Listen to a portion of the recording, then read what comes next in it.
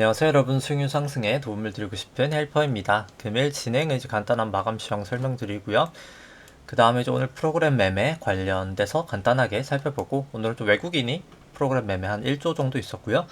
코스피 200, 코스닥 일중 수급 차트 살펴보고, 그 다음에 이제 6월 선물 만기 이후로 이제 현 선물 차트, 그리고 이제 연초 이후로 현물 차트, 그리고 이제 코스닥도 똑같이 살펴보도록 하고요. 그 다음에 이제 코스피, 코스닥, S&P, 나스닥 차트 보기에 좀 앞서서 우선 좀 밸류에이션 지표인 일드갭을 통해서 좀 코스피랑 코스닥, S&P가 현재 밸류에이션이 높은지 낮은지, 이제 싼지 비싼지 좀 살펴보도록 하고요. 그 다음에 이제 코스피, 코스닥 신용잔고 추이 살펴보고, 그 다음에는 이제 유동성 지표인 M2 대비해서 S&P랑 나스닥, 한국의 코스피, 코스닥이 좀 싼지 비싼지 살펴보고요.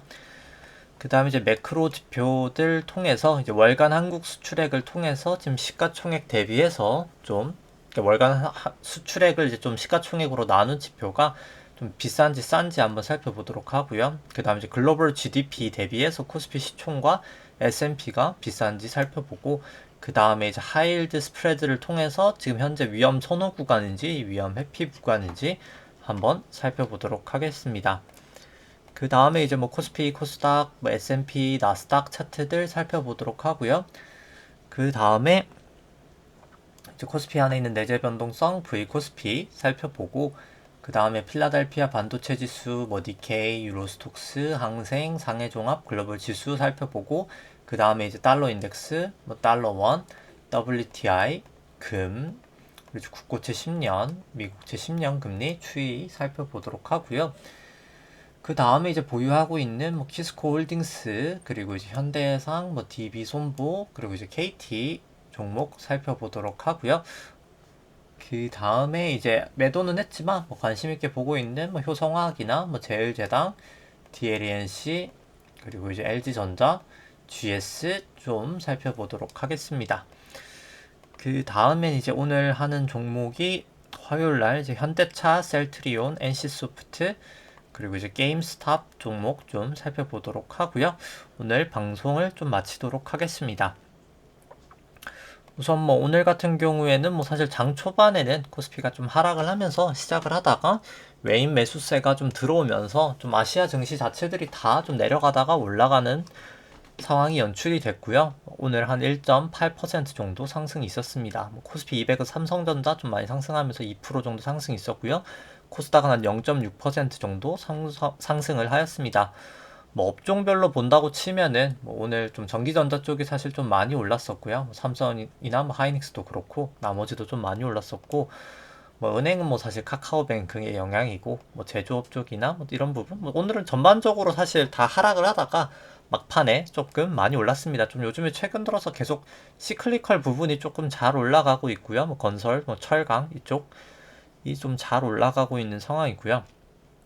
그 다음에 이제 프로그램 매매 봤을 때는 오늘 외국인이 1조 정도 매수를 하면서 결국 이제 누적적으로 계속 좀 증시를 끌어올리는 역할을 했었고요. 장 중반부터 시작해서 이제 코스피 같은 경우 보시면은 외국인이 사실 장 초반에 좀 매도를 하다가 결국 쭉 매수세로 돌아가면서 일단 거의 한 1조 1000억 정도 매수를 하였고, 기관은 한 1300억 정도 매도가 있었고 개인은 거의 한 1조가량 매도가 있었습니다. 코스피 200 선물 같은 경우 외국인 꾸준하게 매수를 하다가 좀 장 초반에 좀 매도를 했었다가 올라가는 순간엔 꾸준히 매수를 하다가 막판에 이제 동시효과 때 좀 던지면서 한 2000억 정도 매수를 했고요. 기관은 이제 한 4천억, 4,800억 정도 매도, 아니죠. 기관이 이거죠. 이제 기관이 한 700억 정도 매도, 개인이 한 4,700억 정도 매도를 하였습니다. 코스닥 같은 경우에는 일단 개인이 한 670억 정도 매수가 있었고요. 기관 40억 정도 매도, 외국인이 한 460억 정도 매도가 있었습니다. 누적 수급 같은 경우에는 잠시만요. 조금 차트가 오류가 생기고 있긴 한데, 누적 수급 같은 경우에는 이제 현물 기준으로 개인이 이제 코스피 먼저 살펴보면은 한 17.5조 정도 6월 선물 만기 이후로 매수를 하고 있고요. 그 다음에 이제 뭐 기관은 뭐 크게 움직임은 없는 상태이고, 이제 외국인이 조금 매도를 하다가 오늘 소폭 매수로 되돌렸으나 여전히 일단 12조 정도는 매도를 하고 있는 추세입니다. 선물 같은 경우에도 외국인이 조금 매도를 한 3조 가량 했었다가 지금 조금 매수로 돌아오면서 한 1.3조 정도 순매수 구간이고요. 이제 개인하고 외국인이 조금 지금 바토 터치를 살짝은 하고 있습니다. 다만 뭐 연초 이후로 누적으로 봤을 때는 개인이 68조 정도 대규모를 매수했기 때문에 뭐 여전히 뭐 사실 단기적인 수급은 조금 좋아지고 있으나 중기적인 추세는 여전히는 좋지 않다라고는 보여지고요. 뭐 코스닥 같은 경우에도 이제 개인이 뭐 약 거의 한 30조 정도 3조 정도 이제 6월 선물 만기 이후로 매수를 하고 있고, 뭐 기관은 역으로 여기서 이제 좀 팔고 있고요. 선물 같은 경우 이제 기관 매수, 개인 외국인 매도 추세입니다. 현물 같은 경우에 연초 이후로부터는 뭐 이제 한 11조 정도 개인이 매수하고 여긴 좀 기관이 매도를 하고 있는 상황이고요. 그 다음 뭐 차트들 보기 앞서서 일단 밸류에이션 지표들 먼저 보면은 일단 일드갭 같은 경우에는 이제 높을수록 저평가, 뭐 높을수록 저평가, 낮을수록 이제 고평가인데요. 뭐 주식 안에 있는 기대 수익률을 이제 국고시채 10년 금리로 이제 차감을 한 수치입니다. 이제 일드갭이라고 하고요. 뭐 주가랑 어떻게 보면 딱 반대로 움직이는 걸 보실 수 있고요. 2019년 이후로 뭐 지금 충분히 낮은 구간이기 때문에 뭐 최저까지는 아니지만 좀 밸류에이션 부담은 있어 보인다라고는 생각이 되고요. 뭐 코스피 좀 긴 시계열로 봤을 때는 뭐 그렇게 사실 뭐 양적 완화 이후로 봤을 때는 이제 좀 밸류에이션 부담이 있어 보인다라고는 생각을 합니다. 물론 뭐 이때만큼은 아니지만 IT 버블 이럴 때 막 떨어졌을 때만큼은 아니지만 뭐 충분히 조금 밸류에이션 부담은 있어 보인다. 특히 저금리인 상황을 가정을 했을 때는 좀 밸류에이션 부담은 있어 보인다라고 생각이 되고요. 뭐 코스닥 할인율 같은 경우도 2018년 저점 부근까지 떨어진 건 아니지만 일단 방향성 자체가 좀 위이긴 한 거기 때문에 좀 조심할 필요가 있다라고는 보여집니다. S&P랑 뭐 코스피 일드갭이랑 같이 나와 있는 거 한번 보시면은 일단 뭐 계속 좀 동행하다가 미중 무역 분쟁 시즌부터 조금 달라진 모습을 나타내고 있고, 항상 패권 전쟁 할 때는 좀 패권 국가가 결국 이제 1등 패권 국가가 좀 고밸류에이션 받는 거가 있기 때문에 뭐 미국이 뭐 계속해서 좀 좋아지고 있긴 한데 좋긴 한데 뭐 일단 결국 패권 전쟁 끝나면 이제 그때 뭐 블랙 먼데이처럼 이제 그때 이제 일본하고 패권 전쟁 했을 때 갑자기 무너졌던 것인데요. 좀 약간 순간적으로 그렇게 빠질 수 있는 것은 좀 미국 쪽도 염려는 해야 되지 않을까라고는 생각합니다. 뭐 지금 당장은 뭐 이슈는 없지만 뭐 따라서 두 나라 다 밸류에이션 부담은 있어 보인다라고 생각이 되고요. 일드갭 말고 이건 페드 모형인데 국고채 10년 금리로 차감한 게 아니라 나눈 수치도 봤을 때도 뭐 충분히 밸류에이션 부담은 좀 있어 보인다라고는 생각이 됩니다. 그 다음에 이제 신용장고 먼저 이제 살펴보면은 이제 뭐 코스피, 코스닥 일단 먼저 합산 신용장고부터 뭐 살펴보면은 잠시만요. 네. 합산 신용장고 같은 경우 24조 8천억 정도 되면서 뭐 소폭 좀 증가를 했고요. 뭐 계속해서 그냥 뭐 사상 최고치 수준에서 뭐 머물고 있습니다. 뭐 소폭 감소는 하긴 했지만 뭐 사상 최고치 수준이고요. 신용장고를 코스피 시총 나눈 것도 뭐 최고치를 하고 찍고 좀 내려오는 구간이기 때문에 뭐 충분히 둘 다 조심할 필요성이 있다라고 보여집니다. 뭐 신용장고 증감 속도가 이렇게 떨어질 때가 항상 좀 리스크가 있는 구간인데 지금도 딱 떨어지고 있는 구간이기 때문에 뭐 조심할 필요성이 있어 보이고요. 뭐 코스닥 같은 경우는 뭐 설명은 생략하고 이렇게 차트만 보여드리도록 하겠습니다. 그 다음에는 이제 S&P나 이제 다른 지수들을 이제 M2 통화량 지표로 나눈 거고요. 뭐 결국 높을수록 통화량 대비해서 이거는 고평가, 낮을수록 이제 통화량 대비해서 이제 저평가입니다. 뭐 S&P 같은 경우에 좀 뭐 닷컴 버블 이후로 최고치기 때문에 뭐 밸류에이션 부담은 있어 보인다라고 생각이 되고요. 뭐 나스닥도 마찬가지고 S&P보다는 조금 더 밸류에이션 부담은 있어 보인다. 그냥 통화량만으로 봤을 때는요. 이제 코스피 같은 경우도 그냥 통화량만으로 봤을 때는 좀 밸류에이션 부담은 있어 보인다. 뭐 최근 2018년 고점 부근 닫고 좀 빠지고 있어서 좀 조심할 필요는 있어 보인다라고 생각이 되고요. 뭐 나스닥이 아니죠. 이제 코스닥도 똑같이 뭐 2018년 고점 부근까지 딱 왔다가 빠지고 있는 점은 조금 조심할 필요성이 있어 보인다라고 생각은 듭니다. 그 다음에 이제 뭐 ISM 뭐 오랜만에 뭐 사실 살펴보면은 뭐 지표 같은 경우에 뭐 데이터가 달라지진 않았습니다만 일단 한국 수출액 전년 동기 B 같은 경우에 이미 이제 정점을 이제 5월에 치면서 좀 빠지고 있긴 하고요. 근데 다만 뭐 절대치량 자체는 수출액 이제 절대치 같은 경우에 좀 올라가고 있어서 결국 뭐 절대치 고점이 아마 이제 증시의 고점이 될 확률이 높지 않을까라고는 일단 뭐 생각이 됩니다.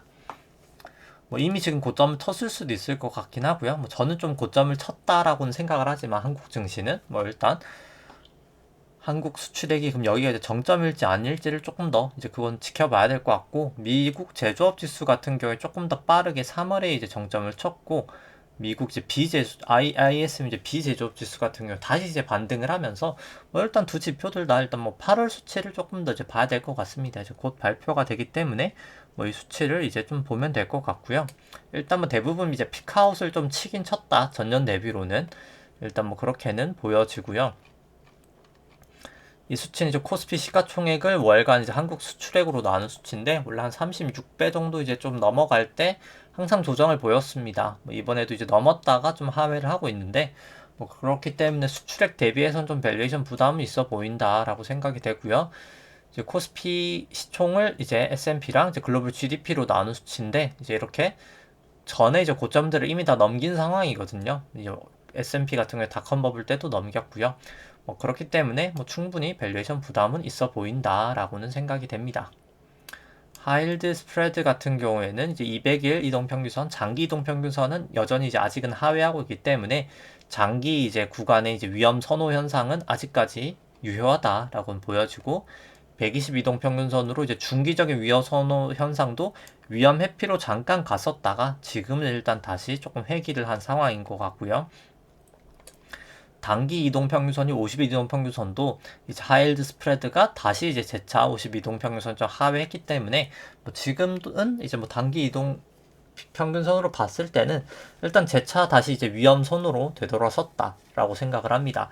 재차 이제 넘어설 때 조금 조심을 해야 되지 않을까 생각은 들고요. 특히 이제 미국 쪽은 그 다음에 이제 뭐 차트를 살펴보면 이제 뭐 코스피 같은 경우에는 뭐 결국 이제 코스피 그냥 200을 오랜만에 뭐 장기 파동을 한번 살펴보면은 뭐 아무래도 이제 코스피 200을 제가 많이 봐서 실제로 그리고 이제 코스피 200을 보시는 걸 뭐 개인적으로 좀 추천은 드립니다. 왜냐면 이제 뭐 선물 시장도 이제 코스피 200으로 사실 돌아가기 때문에 코스피 200이 사실 영향을 더 많이 받거든요. 뭐 그래서 좀 코스피 200으로 보시는 것을 추천을 드리고 이제 1998년도 이제 외환위기 저점부터가 저는 이제 새로운 파동의 시작이라고 생각하고 이제 엘리어트 파동으로 봤을 때 여기가 이제 1파, 여기가 그럼 2파, 이제 닷컴 버블 때까지가 1파, 그 다음에 이제 닷컴 버블 하락이 2파, 금융위기 전까지 상승이 이제 3파, 그 다음에 이제 지루했던 이 조정장세가 4파, 17년, 18년 이 상승이 이제 딱 5파라고 생각을 하고요. 여기가 그럼 1, 2, 3, 4, 5로 이제 큰 1파 나오고 나서 그 다음에 이제 뭐 미중 무역 분쟁하고 이제 코로나가 A, B, C로 빠지면서 큰 2파가 나오고 지금 이제 3-1파가 뭐 저는 좀 완성이 되지 않았나라고는 생각이 됩니다. 그래서 여기 저점하고 저점을 그어서 이렇게 고점에다가 올려놓으면은 뭐 사실 딱 거의 닿거든요. 여기 고점하고. 그래서 뭐 채널링으로 봤을 때도 뭐 이제 고점은 좀 확인하지 않았나라고는 뭐 개인적으로 일단 생각을 하고요. 뭐 3주봉상 이제 MACD나 RSI 봤을 때도 뭐 상당히 과열 시그널 나온 다음에 좀 빠지고 있어서 뭐 단기 반등이 있더라도 뭐 중기적인 추세는 뭐 저는 좀 빠지지 않을까라고는 일단 뭐 생각이 됩니다. 그 다음에 이제 일봉으로 살펴보면은 이제 마지막 이제 3-1파에 대해서 여기가 1파, 여기가 2파, 여기가 3파, 여기가 4파, 여기가 5파라고는 보여지고요. 이제 2파랑 4파 저점을 그어서 이렇게 채널링을 했으면은 이제 뭐 만약에 이제 3파 위에다 채널링을 했을 때는 뭐 여기랑 여기랑 고점도 사실 닿았기 때문에 여기가 이렇게 닿았기 때문에 뭐 채널은 유효했다라고 보여지고요. 여기를 이렇게 넘어갔다가 여기를 내려오는 이때 뭐 사실 1차적으로 좀 매도를 할 수 있었을 것 같고 그 다음에 이제 여기 채널이죠. 이 채널 여기가 이제 깨졌었죠. 이때도 좀 매도를 할 수 있었지 않았을까 라고는 뭐 생각이 됩니다. 그 다음에 이제 뭐 일목균형표 일봉으로 봤을 때 일단 뭐 오늘 기준선을 일단 뭐 넘은 거는 긍정적이고요. 전환선 기준선 일단 다 이제 상회했습니다. 다만 이제 전환선 기준선 자체는 이제 역전이 되어 있고요. 9일 후행 스팬은 호전되어 있고 26일 후행 스팬은 뭐 여전히 일단 역전이 되어 있고, 다행인 건 일단 뭐 파라볼릭도 매수 시그널은 떴습니다. 뭐 그래서 지금 당장은 뭐 그렇게 엄청 차트가 나쁜 것도 아니고 뭐 엄청 좋은 것도 아니고 뭐 딱 그냥 애매한 구간이다 라고는 딱 생각이 되고요. 뭐 저는 개인적으로 여기가 1파, 여기가 이제 2파, 여기가 3파, 여기가 4파, 5파라고는 뭐 아직까진 보고 있는데, 이게 맞으려면은 결국 여기 422.86이 넘어가면 안 됩니다. 그래서 뭐 넘어가면은 이제 넘어가면 뭐 사실 더 갈 수 있다 라고 생각이 될 것 같고, 넘어가면 이제 여기가 ABC로 보는 게 맞을 것 같기 때문에 넘어가는지 마는지가 저는 좀 중요하지 않나 라고 생각을 합니다. 그래서 뭐 일단 뭐 저는 아직까지는 그냥 해지를 해놓고 있는데, 일단 뭐 넘어가서 이제 해지를 풀지 말지 조금 고민을 해보려고 하고 있고요. 그 다음에 이제 뭐 분봉으로 봤을 때, 뭐 오늘은 뭐 사실 저는 10분봉으로 쳐다보고 있었는데, 뭐 10분 뭐 이렇게 오늘 올랐다 이렇게 쭉 빠지면서 여기를 사실 이게 넘어갈 때 좀 이제 올라갈 수 있겠구나라는 생각은 들었습니다. 근데 물론 뭐 이렇게 강하게까지 올라갈 거라고는 생각을 못 했는데, 일단 뭐 쭉 올라갔고요. 그래서 뭐 그냥 4파라고 생각을 해보면 결국 이제 조금 120분봉 정도로 살펴보면은 이제 파동이라는 게 결국 이제 2파랑 4파는 좀 교대 파동이 절대 법칙은 아닌데 많이 나오거든요. 여기가 이제 1파 저점이라고 치면은 2파 같은 게 여기가 딱 A, B, C로 이렇게 생각하면 딱 N자 플랫이잖아요. 이제 보통 2파가 그런 2파가 플랫이면 이제 4파는 지그재그가 많이 나오거든요. 이렇게 지그재그 N자 이렇게, 요거는 딱 저점까지 거의 내려왔다가 저점에 사실 뚫리기도 했고 왔다가 이렇게 올라가는데, 지그재그는 이렇게 올라가는 거여서 그럼 이렇게 그럼 지그재그가 좀 갈 수 있는 상황이지 않나? 저는 뭐 지그재그 여기까지 그냥 끝났을 수도 있는데, 뭐 만약에 68% 이제 되돌리면 여기까지 이제 갈 수 있지 않나라고는 보여지고요.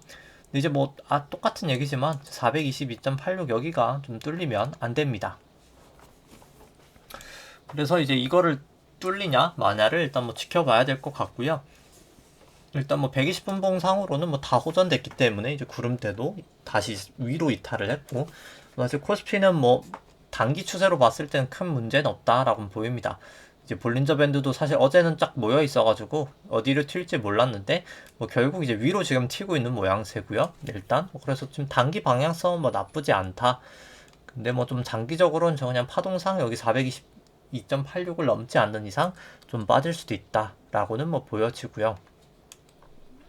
뭐 코스닥도 그냥 코스닥 150을 살펴보면은 뭐 일단 뭐 코스닥 150은 일단 뭐 다 호전이 되어 있기 때문에 뭐 크게 26일 후행 스팬까지도 호전이 돼서 뭐 지금 당장은 뭐 딱히 뭐 추세상의 문제는 없다라고는 보여집니다.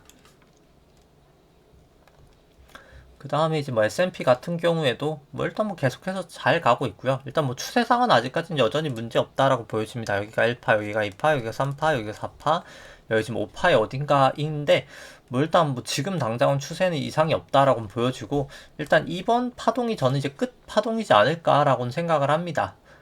근데 이제 뭐 이 파동이 어디가 끝인지는 뭐 사실 확실히 딱 미리, 왜냐면 이 뒷파동이 딱 깔끔하게 일쳐지진 않기 때문에 예측은 할 수 없겠지만은, 일단 뭐 여기 파동이 이제 거의 끝나가는 파동이다라고는 생각이 되는데, 그냥 이럴 때는 뭐 확실하게는 추정을 할 수 없을 때는 그냥 기준선이든 전환선이든 뭐저 같은 경우 이제 뭐 기준선 하회하면 뭐 그냥 매도하는 전략으로 가면 되지 않을까 생각을 합니다. 일단 뭐 지금은 다 역전 이제 호전이 된 상태여서 뭐 추세상은 문제가 없다라고 보여지고요. 뭐 나스닥 같은 경우도 뭐 마찬가지로 똑같은 모양새이기 때문에 뭐 지금 당장은 추세상은 문제가 없다라고 보여집니다.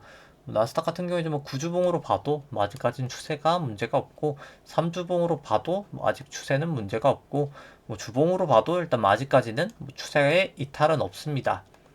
근데 뭐 사실 특히 뭐 S&P로 봤을 때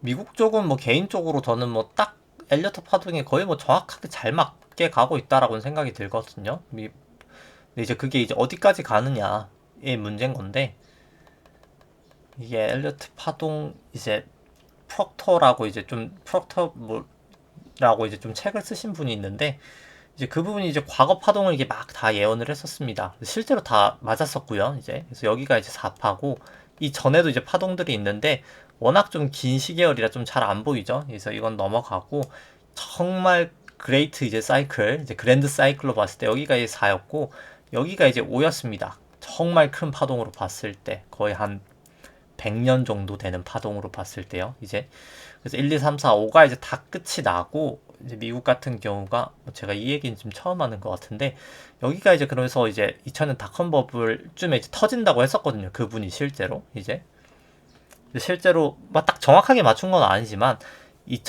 1998년도 플러스 마이너스 한 4년 정도 이 정도로 예측을 했었습니다. 그래서 뭐 그분이 뭐 맞고 틀리고가 중요한 게 아니라 뭐 그래서 저도 이제 그 의견에 동의를 하기 때문에 이제 지나가니까 저는 뭐 더 정확하게 볼 수 있겠죠. 당연히 그분 예측을 하니까 조금 더 어렵게 더 이제 대단하신 분인 건데 그래서 여기가 이제 A파고 그럼 그게 이제 B파고 여기 이제 2008 금융위기까지 그 다음에 금융이 떨어진 게 이제 C파에서 이제 A, B, C가 뭐 나름 길게 진행이 된 거죠. 한 10년 동안 A, B, C가 이제 진행이 된 겁니다. 그럼 이제 이 파동도 끝이 나고 그럼 거의 한 100년짜리 파동은 한 파동이 이제 끝이 난 겁니다. 결국 2008년도 금융위기 이후로. 그래서 이제 미국 쪽은 여기가 그럼 이제 1파 나오고 저 같은 경우에 여기가 2파 여기가 1, 2, 3, 4, 5로 이제 3파 나오고 여기가 이제 4파 트라이앵글로 지금이 이제 마지막 이제 이 파동의 끝자락 파동이다 라고는 보여지고요. 뭐 그렇기 때문에 이제 여기가 뭐 어디까지다 라고는 뭐 딱 확언 지을 수는 없겠지만 뭐 거의 다 와간다 라고는 생각이 됩니다. 뭐 그래서 뭐 오면은 좀 깨질 때는 저는 좀 크게 빠지지 않을까. 이제 ABC로 기간도 생각보다 좀 저는 좀 길게 빠지지 않을까. 뭐 이런 식으로 일단 뭐 생각은 되고요. 근데 이제 중요한 것은 뭐 여기가 이제 첫 파동이 되겠죠. 이제 조정 파동으론 여기 이제 파동 한 파동이 끝났기 때문에 뭐 여기 2파가 그래서 이제 플랫이 이렇게 나올지 지그재그로 나올지는 4파가 아니기 때문에 첫 파동이어서 사실 예측은 어렵긴 합니다. 그래서 이번 파동은 좀 나오면서 봐야 되지 않을까 싶기는 하고요. 그 다음에 이제 뭐 코스피 안에 있는 내재변동성 V 코스피 같은 경우 오늘 뭐 증시가 워낙 많이 상승하다 보니까 하락은 하면서 26일 후행스팬도 이제 역전이 되었습니다. 뭐 그렇기 때문에 이제 구름대만 하회하면 뭐 조금 더 이제 좀 덜 위험하지 않는 상황이 있지 않을까라고도 이제 생각을 해도 될 것 같은데 이제 구름대 결국 이제 내려가는 거를 조금 지켜봐야 될 것 같고요. 뭐 필라델피아 뭐 반도체 지수 같은 경우에는 좀 이제 소폭 반등을 하면서 올랐습니다만 좀 고점 대비 좀 떨어지는 꼬리가 있는 살짝 좀 음봉이어가지고 뭐 조금 조심할 필요는 있다라고 보여집니다. 왜냐면 이제 볼린저 밴드가 벌어지고 있는 구간이어서 이걸 지금 타고 잘 가야 되거든요. 이제 이거를 오늘 타고 가느냐 아니냐가 좀 중요할 거라고는 생각이 됩니다. 이게 헤드 페이크여서 이제 볼린저 밴드를 치고 이렇게 내려가는 패턴일지 아니면 볼린저 밴드를 타고 갈지를 좀 지켜봐야 될 것 같고요. 여기 같은 경우에 이제 헤드 페이크에서 이렇게 딱 치고 쭉 빠진 상황이 있었는데 이번엔 어떻게 될지 좀 봐야 될 것 같고요. 뭐 니케이 같은 경우에 좀 오랜만에 한 1% 반등을 했습니다. 뭐 당연히 근데 뭐 사실 여기가 이제 A파라고 본다고 치더라도 당연히 이제 기술적 반등이 B파는 나오긴 해야 되거든요. 네, 나오긴 하는데 뭐 저는 좀 B파일 확률이 더 높지 않을까라고는 보고요. 일단 뭐 저한선 기준선은 다 상회하고 있고 9일, 26일 프랭스팬도 다 호전됐기 때문에 뭐 충분히 일단 뭐 지금 당장은 추세에는 이상은 없다. 일봉상은 생각이 됩니다. 유로스톡스 같은 경우에도 뭐 지금 당장 뭐 추세 이탈은 없고요. 뭐 다 이제 호전이 돼버렸기 때문에 여기도 뭐 큰 이상은 없다라고는 보여집니다. 뭐 그래서 일단 뭐 전고점을 넘어가면 여기도 더 확실할 것 같긴 한데 뭐 일단 좀 지켜봐야 될 것 같긴 하고요. 항생 같은 경우도 뭐 좀 반등을 하면서 오늘 1.3% 정도 이제 26일 프랭스팬 뭐 내일 되면 좀 호전될 수 있는 모양새지 않나라고 생각을 합니다. 기준선도 좀 넘어 있고 상해종합 같은 경우도 뭐 다 호전됐기 때문에 이제는 뭐 큰 문제는 없다라고는 보여지고요.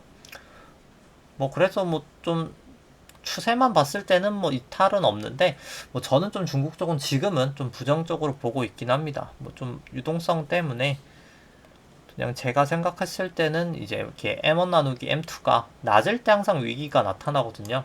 뭐 지금 좀 이미 조정을 받긴 했습니다만 조금 더 이제 올라가는 거를 보고 이 M1 나누기 M2가 좀 대응을 해도 뭐 전 좀 늦지 않을까라고 생각을 합니다. 이 낮을 때 항상 위험한 거거든요. 2015년 중반에도 이렇게 낮을 때 항상 이렇게 급락을 보였었고 우리나라 같은 경우에도 뭐 사실 그 낮을 때 이제 다 이제 위기가 있었던 거거든요. 이제 다 뭐 IMF 때나 뭐 다 금융위기 때이기 때문에 뭐 저는 좀 충분히 조심할 필요성이 있다라고는 생각이 되고요. 그 다음에 이제 뭐 달러 인덱스 같은 경우에는 좀 비둘기 연준이다라는 의견이 많다 보니까 조금 이렇게 빠지고 있습니다. 뭐 결국 이제 기준선까지도 하회를 했고요. 26일 프랑스팬도 이제 역전이 될 수 있는 구간인데 이제 여기가 그냥 타고 이렇게 쭉 내려갈지 아니면 재차 호전이 되면서 반등이 될지 이제 구름대 또 상단이니까 여기가 이제 조금 지지를 할지 52동 평균선이기도 하고요. 지지를 할지 말지가 뭐 관건일 것 같습니다. 뭐 전보다는 확실히 추세가 약화됐다, 안 좋아졌다라는 건 이제 뭐 확실한 것 같고요. 뭐 달러원 같은 경우도 마찬가지로 이제 기준선 부근까지 떨어졌기 때문에 뭐 확실히 전보다는 뭐 추세는 약해진 것 같습니다. 파라블랙도 매도 시그널 떴고요. 뭐 WTI 같은 경우에는 뭐 일단 전환선 기준선 상회하고 있지만 26일 프랑스판 역전돼 있고 아직까지는 구름대 밑이어가지고 뭐 이걸 조금 살펴봐야 될 것 같고요. 좀 뚫리고 나는 게 가장 더 안전할 것 같고 금선물 같은 경우에는 뭐 일단 뭐 계속해서 실질금리 낮은 수준에 유지하고 있기 때문에 뭐 그냥 좀 있습니다. 뭐 좀 살짝 뭐 하락은 하긴 했지만 뭐 크게 변동이 있는 상황은 아니고요. 뭐 저 같은 경우에 실질금리 결국 테이퍼링 하면 올라간다고 봐서 금은 단기적으로 빠진 다음에 그때 이제 좀 사면 더 좋지 않을까라고는 생각이 되고 국고채 10년물 같은 경우에는 뭐 오늘 그냥 보합 정도에서 마감이 됐습니다. 다만 뭐 아직 전환선 기준선 위 뭐 9일 진입 프랭스판 호전돼 있어서 뭐 저는 조금 위로 사실 좀 바라보고 있긴 하고요. 미국채 10년물 같은 경우에도 뭐 일단 아직까지는 전환선은 하회하고 있지만 이 구름대를 조금 벗기진 못하고 있는데 뭐 저는 좀 이렇게 테스트하다가 결국 좀 위로 벗기지 않을까라고는 생각은 합니다. 일단 뭐 기준선이 먼저 깨지냐 구름대를 위로 먼저 깨냐의 싸움인 것 같고요. 뭐 키스콜딩스 같은 경우에는 뭐 일단 뭐 오늘은 좀 주춤까지는 아니지만 한 1% 정도 이제 상승을 했습니다. 뭐 빠지다가 뭐 1% 올라가면서 이제 증시 반등하면서 같이 좀 올라갔고요. 일단 뭐 볼린저 밴드를 꽤나 이탈은 해서 뭐 좀 단기 조정은 있을 수 있을 것 같은데 이제 볼린저 밴드를 이제 좀 잘 타고 가는 게 이제 이걸 좀 잘 타고 가는 게 좀 관건일 것 같습니다. 원래 뭐 너무 급하게 가는 것보다는 천천히 가는 게 사실 오래 갈 수 있긴 하거든요. 그래서 그냥 차근차근 뭐 가면 게 뭐 가장 좋지 않을까라고는 생각을 하고요. 뭐 지금 당장은 다 호전돼서 뭐 추세는 이상이 없다라고 생각이 됩니다. 키스콜딩스 같은 경우 뭐 현재 주가 한 22만 원이면 좋겠지만 이제 22,000원이고요. 나머지 이제 실적 전망치는 뭐 이 정도 나온다라고 감안을 했을 때 뭐 그래도 한 68,000원 정도까지 저는 올라갈 수 있는 내재 가치는 보유하고 있다라고 생각을 합니다. 회사가 이제 보유하고 있는 현금이나 뭐 유형자산만 해도 엄청나고요. 그냥 들고 있는 순현금만 치더라도 4,800억 정도입니다. 이제 뭐 시총이 4,100억이죠. 뭐 충분히 뭐 엄청나게 사실 알짜 회사인데 뭐 여기 이제 사실 주주 환원 정책이 잘 돼야 되겠죠. 이제 주주 환원 정책을 안 하다 보니까 자기 자본이 너무 많아서 돈을 너무 많이 쌓아놔서 ROE가 낮은 게 사실 문제고요. 이제 그게 결국 좀 상속세 이슈 때문에 뭐 저는 좀 결국 좀 하지 않을까. 뭐 이제 자사주 매입까지는 했으니까 자사주 소각하고 무상증자하면서 주가 부스팅하고 이제 그거를 딱 물납하는 게뭐 제가 만약에 대주주라면 뭐 가장 이상적인 시나리오가 아닐까. 왜냐면 이제 배당을 받으면 종합소득과세 때문에 배당소득세를 뭐 엄청 많이 내야 되겠죠. 대주주분들 거의 50% 내거든요. 이제 최대 세율은 뭐 거의 50% 가까이 되기 때문에 뭐 많이 아깝죠. 이제 1,000억 받으면은 뭐 윗단 이제 그 과표가 높은 데서는 이제 500억 내는 거니까 뭐 이제 뭐 그럴 바야 그냥 이제 물납하면 세금 하나도 안 내는 거거든요.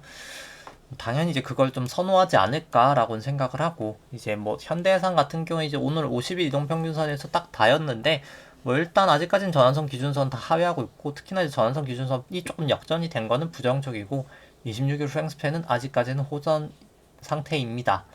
뭐 DB 손보 같은 경우에도 일단 뭐 전환선 기준선 방향이 좀 내려가고 있고 기준선은 아직 아닙니다만 뭐 그래서 아주 좋은 차트는 아닌데 왜냐면 저 금리가 사실 좀 최근에 좀 빠지다 보니까 그 부분인 것 같은데 뭐 전 좀 중기적으로는 사실 좀 반등은 하지 않을까 금리도 그렇고 손보도 그렇고 뭐 생각은 합니다. 물론 이제 뭐 추세에 대응을 해야 되겠지만 일단 뭐 아직 딱 그렇다고 추세가 엄청 꺾인 것도 아니기 때문에 뭐 좀 기다려도 괜찮은 상황이다라고 보여지고, 뭐 DB 손해보험이나 뭐 이제 현대해상이나 둘 다 이제 기대 수익률로 봤을 때 뭐 상당히 뭐 높은 구간이긴 해서 뭐 DB보다 현대해상이 더 높긴 하고요. 좀 상대적으로는 좀 저평가 구간에 있다라고는 보여집니다. 그 다음에 이제 뭐 KT 같은 경우에는 오늘 뭐 한 1% 정도 이제 상승을 하면서 마감을 했는데, 근데 이제 뭐 그럼에도 불구하고 일단 뭐 전환선 기준선 하회하고 구름대 이탈을 하고 있어서 뭐 26일도 역전이 되어 있고,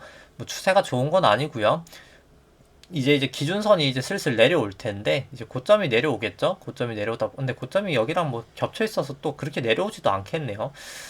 뭐 그래서 이제 여기서 이제 재차 이제 좀 이 기준선을 뚫으러 가느냐 아니면 여기서 그냥 빠지느냐, 구름대 미치기 때문에 조금 이제 앞으로가 좀 며칠 사이가 좀 중요하지 않을까, KT도 생각은 됩니다. 이제 구름대를 뚫려 버렸기 때문에. 그 다음에 이제 KT 같은 경우에는 현재 주가 한 33,000원 정도 되고요. 나머지 실적 전망치 이 정도다라고 감안을 했을 때 뭐 한 11만원까지 올라갈 수 있는 내재 가치는 보유하고 있다라고 생각을 하고, 뭐 배당도 뭐 최소한 5% 정도는 나오지 않을까라고는 생각이 됩니다. 그 다음에 이제 매도는 했지만 뭐 관심 있게 보고 있는 뭐 효성화학 같은 경우에는 일단 뭐 계속해서 이 구름대를 좀 넘기진 못하고 있어서 그냥 저라면 이제 그냥 구름대 넘어가서 좀 매수를 할 것 같고요. 일단 지금은 재차 이제 구름대 밑으로 좀 떨어지면서 26일 프랭스팬도 역전이 돼버렸기 때문에, 계속 역전인 상태이기 때문에 뭐 조금 더 지켜보는 게 맞지 않을까라고는 생각이 됩니다. 근데 뭐 사실 뭐 회사 자체로는 뭐 상당히 좋다라고는 보여지고요. 현재 주가 한 38만원 정도 되고, 나머지 이제 실적 전망치 정도 나온다라고 감안을 했을 때 올해도 한 160% 정도 상승 여력은 존재하는 회사다라고는 생각이 되고요. 그 다음에 이제 제일제당 같은 경우에도 일단 뭐 반등은 하고 있습니다. 근데 여기가 이제 좀 저는 비일 가능성이 있기 때문에 좀 아직까지는 좀 우려가 되긴 하는데, 일단 뭐 그래서 뭐 좀 바로 진입은 안 하고 있긴 하고요. 여전히 이제 뭐 기준선 미치기도 하고 26일 후행 스팬 역전돼 있기도 해서 뭐 좀 아직까지는 그냥 관망 상태로 있고요. 그 다음에 이제 뭐 제일제당 같은 경우에는 현재 주가 45만원, 나머지 이제 실적 전망치 이 정도다라고 감안을 했을 때 그래도 뭐 한 56% 정도 이제 상승 여력이 있다라고 생각이 됩니다. 그 다음에 이제 DLNC 같은 경우는 오늘 사실 뭐 도지 모양이 나와가지고 뭐 좀 지켜봐야 될 거. 여기도 근데 도지 모양 나와도 올라가긴 했으니까 뭐 큰, 사실 뭐 도지 나온다고 무조건 뭐 추세가 전환되는 건 아니긴 한데, 뭐 그래도 사실 뭐 좀 좋아 보이진 않는 것 같긴 하고요. 뭐 그렇게, 그래서 일단 좀 조심은 해야 되지 않을까. 여기도 이제 비파일 가능성도 충분히 있기 때문에. 근데 뭐 다행히 여기 이제 뭐 기준선이라도 넘어서 이제 26일 프랭스팬만 좀 넘어서고 구름대 조금 넘어서면 더 좋은 모습일 것 같긴 해서 일단 뭐 그거를 저는 그냥 좀 기다리고 있습니다. DLNC 같은 경우 현재 주가 한 14만원 정도 되고, 뭐 나머지 실적 전망치 뭐 이 정도 나온다 라고 감안을 했을 때 뭐 한 38만원 정도까지 올라갈 수 있다 라고 생각은 되고요. 그 다음에 뭐 LG전자 같은 경우에는 뭐 다 여전히 아직까지는 추세가 역전이 됐기 때문에 추세는 좋지 않다 라고 보여지고, 현재 주가 14만원 정도 되고 뭐 나머지 실적 전망치 이 정도 나온다라고 감안을 했을 때 뭐 한 24만원 정도까지 올라갈 수 있는 내재 가치를 보유하고 있다라고는 생각이 됩니다. 그 다음에 뭐 GS 같은 경우에는 이제 뭐 저한선 기준선한테 상회했는데, 일단 26일 프랭스팬은 조금 더 호전되는 걸 기다려보는 게 저는 좀 더 맞지 않을까라고는 뭐 개인적으로 아직까지는 생각이 되고요.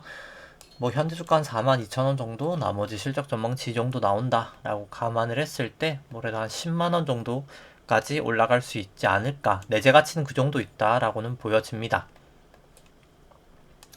그 다음에 이제 뭐 오늘 볼 종목들 살펴보면은 뭐 현대차 같은 경우 이제 뭐 절대가치 평가부터 먼저 살펴보면은 뭐 현대차 같은 경우 현재 주가 21만원 정도 되고요. 나머지 실적 전망치 이 정도다라고 감안을 했을 때 뭐 저는 좀 밸류에이션 부담은 있어 보인다라고 생각을 합니다. 근데 이제 뭐 항상 이제 뭐 고평가다라고 하는 종목들에 대해서 이제 부연 설명을 붙이지만, 이거 같은 경우에는 이제 사실 제가 생각하는 이 실적 전망치가 맞다라는 전제가 일단 첫 번째 필요하고요.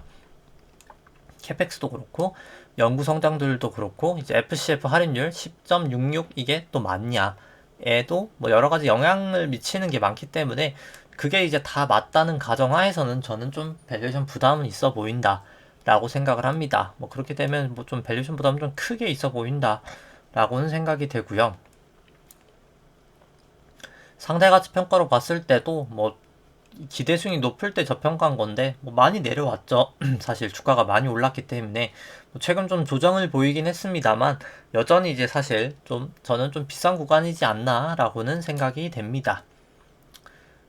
그 다음에 이제 뭐 셀트리온 살펴보면은 뭐 셀트리온 같은 경우도 뭐 29만 원 정도 되고요. 현재 주가가 나머지 실적 전망치 이 정도 나온다라고 감안을 했을 때 뭐 저 같은 경우는 셀트리온도 절대가치 평가로는 비싸다라고는 생각이 되고 그 다음에 상대가치 평가로 봤을 때는 뭐 좀 빠졌다가 이제 반등은 하고 있긴 한데 뭐 그럼에도 불구하고 뭐 사실 근데 셀트리온은 과거부터 사실 좀 고평가를 받아서 여긴 좀 상대가치 평가로는 좀 보기는 어렵다라고는 생각이 됩니다. 그냥 항상 고평가인 종목이라 상대가치 평가로 딱 보긴 어려울 것 같고 그리고 현대차 차트를 안 봐서 현대차 차트부터 먼저 보면은 일단 뭐 현대차 뭐 여기 29만원 정도부터 정말 쭉쭉쭉쭉 빠지고 있는 상황이고요. 일단 뭐 단기 반등은 언제든 뭐 가능은 하겠으나 뭐 일단 뭐 아직까지는 이제 전환선은 이제 넘었는데 기준선 넘고 뭐 저는 26일 프랭스팬까지 좀 호전이 돼야 사실 좀 더 추세가 더 확실하지 않을까 생각은 하고 그냥 뭐 아직까지 제가 뭐 개별 종목은 자세히는 안 봐서 정확하게 모르겠지만 저는 이제 A, B 뭐 이 정도 이제 C로 좀 내려가지 않을까라고는 뭐 개인적으로는 그냥 생각이 됩니다. 그 다음에 이제 뭐 셀트리온 같은 경우에도 뭐 마찬가지고요. 뭐 셀트리온도 이제 떨어진 걸 봤을 때 그냥 여기가 이제 A고 여기가 이제 B고 뭐 C 이런 식으로 이제 B가 어디까지 갈지는 모르겠지만 뭐 그런 식으로 좀 빠지지 않을까라고는 보여지는데 일단 뭐 당장은 뭐 추세로 봤을 때는 뭐 지금 당장 뭐 저한성 기준으로 다 상회하고 9일 16일 프랑스팬 뭐다 호전됐기 때문에 뭐 셀트리온은 일단 뭐 추세상으로는 뭐 크게는 이상은 없다라고는 생각이 됩니다. 그 다음에 이제 NC소프트, 뭐 요즘에 좀 계속 이슈가 되고 있는 NC소프트 같은 경우에 현재 주가 한 66만원 정도 되고요. 이제 실적 전망치 같은 게 점점 이제 많이 하향이 되고 있는데, 이제 그걸 점점 이제 저도 좀 반영을 시키고 있습니다. 이제 전망치 평균을 사용하기 때문에. 뭐 그렇게 이제 봤을 때 그냥 뭐 지금 주가가 뭐 저 전망치들이 다 맞다는 가정하에서 그냥 거의 뭐 적정하다. 현재 주가 이제 떨어진 주가가 그냥 적정하다라고는 생각이 되고요. 상대가치 평가로 봤을 때도 뭐 지금 이제 이렇게 올라가야 뭐 좀 그래도 엄청 비싸 보이진 않는다. 뭐 딱 그 정도인 것 같습니다. 근데 뭐 엄청 싼 구간도 아니다라고는 생각이 되고요. 근데 중요한 건 이제 여기는 어떻게 보면 좀 회사의 지금 펀더멘탈이 약해지고 있긴 하죠. 지금 리니지에 대한 IP가 점점 이제 좀 약해지고 있기 때문에 과금 때문에 좀 그 부분을 고려했을 때는 뭐 지금 막 그렇게까지 엄청 뭐 매력적인 레벨은 아니다라고는 생각이 됩니다. 물론 뭐 낙폭 과다여서 뭐 언제든 반등은 있을 수 있다라고 생각을 하는데 뭐 그렇게 막 엄청 메리트 있는 가격이다라고는 생각이 들지는 않는 것 같고요. 뭐 좀 낙폭 과다여서 뭐 매수를 하신다는 관점으로 뭐 좀 단타로 들어가신다 하면은 볼륨점에도 이렇게 들어오면 좀 그때 좀 들어가면 괜찮지 않을까라고 생각을 합니다. 뭐 빠지더라도 이제 쭉 빠진다 하더라도 당연히 단기 반등은 있을 테니까요. 근데 뭐 개인적으로 뭐 저는 뭐 단타를 그렇게 추천드리진 않아서 뭐 그렇습니다. 네. 뭐 일단 뭐 추세 자체는 뭐 지금 뭐 다 역전이 됐기 때문에 좋진 않은데 뭐 RSI 이렇게 과매도 나오고 볼륨저밴드 거의 다 할 것 같아서 좀 단기 반등 정도는 있을 수 있지 않을까라고는 뭐 생각이 됩니다. 그 다음에 이제 뭐 게임스탑 종목 살펴보면은 게임스탑 같은 경우에는 일단 뭐 전환선 기준선은 다 넘어 있긴 하고요. 뭐 9일 26일 횡스팬도 다 넘어 있어서 뭐 지금 추세상은 뭐 크게는 문제 없고 다음에 이제 구름대 아니긴 하고요. 뭐 그래서 뭐 저는 사실 뭐 내재 가치가 없는 주식은 뭐 그냥 안 사시는 걸 가장 추천을 드리지만은 뭐 일단 뭐 매도를 하신다고 치면은 그냥 저 기준선 깨지면 뭐 딱 매도를 하시면 되지 않을까 싶습니다.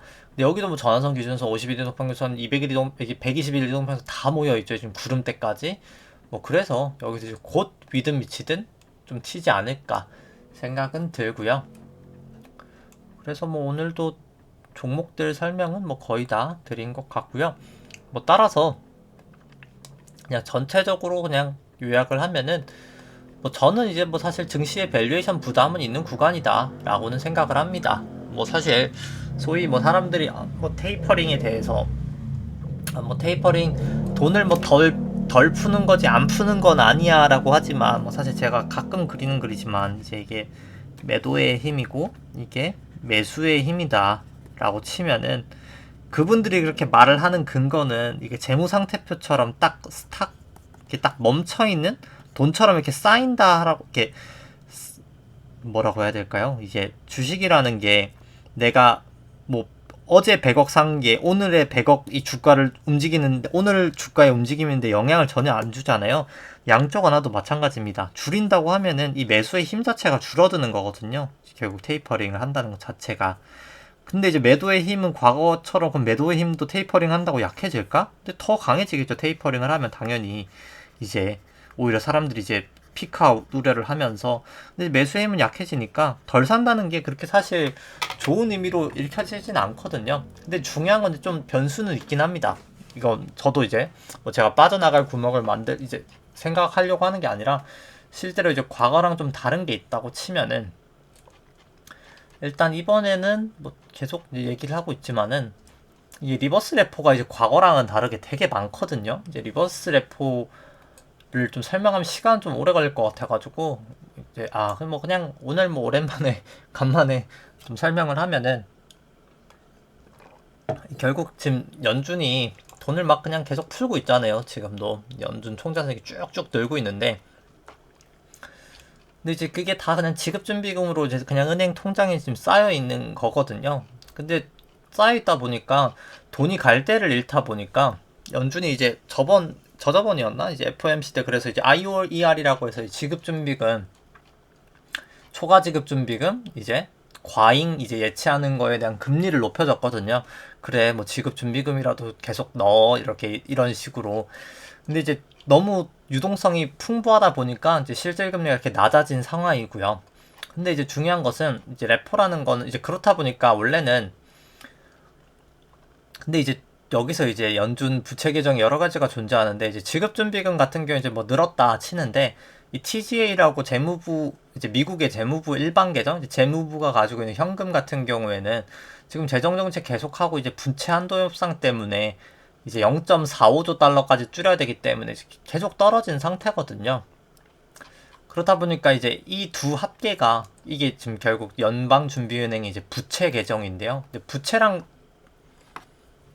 이렇게 재무상태표 보면 여기가 이제 자산이고 여기가 이제 부채고 여기가 이제 자본이고 하면은 뭐 자본은 뭐 크게 변동 없다 치면 결국 자산하고 부채랑 같아야 되잖아요. 예를 들어서 자본이 없다 치면은 그러니까 이제 자본이 없다 치면은 결국 자산은 감소를 했어야 맞습니다. 테이퍼링을 진작했어야 되는 거고요. 사실 TGA가 줄어들었기 때문에 자산도 이렇게 늘면 안 되고 원래는 줄였어야 되는데 뭐 이제 연준이 뭐 지금은 좀 약간 어떻게 보면 저는 뭐 과잉적인 좀 비둘기 이제 좀 통화 정책을 너무 과잉으로 하고 있다라고 보여집니다. 이제 그거를 근데 본인들도 알다 보니까 과잉으로 하려다 보니까 이 리버스 레포가 필요한 거거든요. 그러니까 연준의 이제 부채 계정을 결국 늘리기 위해서 이 리버스 레포가 사용이 되는데 리버스 레포가 뭐냐면은 결국 연방준비은행이 그냥 연준이고 이게 시장이라고 생각을 해보죠. 이제 뭐 채권 시장 보통 이 통화 정책은 채권 시장으로 이루어지다 보니까 연준이 이제 채권 시장으로부터 채권을 삽니다. 이게 뭐 양적 완화죠. 그냥 단순하게 이제 달러를 주는 거죠. 연준이 이제 자산 매입을 하면 이제 채권이 이제 막 쌓이겠죠. 이 연준의 자산에 채권이 쌓이고 이제 이 부채는 뭐 지급준비금이나 이제 TGA 아까 말했던 이 재무부 일반 계정이 이제 TGA인데요. 이 TGA로 들어갑니다. 부채도 늘고 자산에 이제 채권도 늘겠죠. 그래서 뭐 이건 문제가 없습니다. 근데 이제 이게 줄었으니까 원래는 채권이 줄어야 되는 거예요. 이게. 근데 이제 채권을 안 줄이려다 보니까 여기다 이제 리버스 레포라는 이 RRP를 이렇게 늘리게 됐는데 이게 이제 늘리는 거 구조 같은 경우에는 연준이 이제 시장 사람들한테 역으로 이거는 이제 아까 이건 채권을 사고 달러를 주는 거였잖아요. 역으로 이거 같은 경우에는 이 채권을 담보로 연준이 돈을 빌리는 겁니다. 돈을 이제 연회가 이제 주고요. 연준은 그냥 이제 뭐 담보를 맡기는 겁니다. 채권을. 그러니까 이제 연준이 돈이 생기는 거죠. 부채가 생기는 거예요. 빚을 지는 거예요. 그냥 단기적인 보통 이제 일일물을 많이 쓰는데 이 F 같은 경우에는. 근데 그래서 결국에 이 돈을 이제 쉽게 말해서 이제 연준한테 이제 맡기다 보니까 연준이 빌리다 보니까 이제 연준이 유동성을 이쪽으로 좀 양적 완화로 푼 유동성이 결국 그냥 연준으로 지금 다시 들어오는 거거든요. 뭐 그래서 사실 지금 이 양적 완화 효과가 지금 이펙트가 없는 거긴 합니다. 그러니까 사실 쓸데없는 짓이라기보다 너무 과잉된 유동성을 하고 있는 거예요. 이게 진작에 사실 멈췄어야 되는데 근데 쓸데없는 짓을 하고 있는데 뭐 중요한 거는 이제 뭐 이 쓸데없는 짓 때문에 지금 리버스 레포가 엄청나게 늘었다는 거죠. 역사상 지금 이렇게 양적 완화의 QE1 이제 양적 완화 1을 이제 QE1이라고 하고 QE2, QE3 지금 이제 QE4인데 Q4에서 이만큼 늘어난 적은 한 번도 없었는데 이만큼 늘어났죠. 그래서 이 부분이 다 사실 사라지기 전까지는 조금 왜냐면 이게 결국 다 시중으로 또 유동성이 들어갈 수 있는 거기 때문에 조금 제가 생각하는 뭐 금리가 튀는 거나 이런 게 조금 늦어질 수는 있긴 합니다. 이때에 비해서 이제 2013년 중반에는 리버스 레포가 거의 없잖아요. 이때 당시에는. 그래서 그때랑 좀 다른 거는 이 리버스 레포의 영향이고 이제 이거가 조금 줄어드는 속도 때문에 뭐 조금 제가 생각하는 게 조금 더 이제 딜레이 될 수는 있다. 뭐 그렇게 정도 생각이 되고 이제 그건 좀 이제 처음 이제 겪는 일이기 때문에 뭐 좀 지켜봐야 될 것 같다. 라고 생각을 하면서 오늘 방송은 여기까지로 하겠습니다. 좋아요와 구독 누르시면 감사하겠습니다. 이상입니다.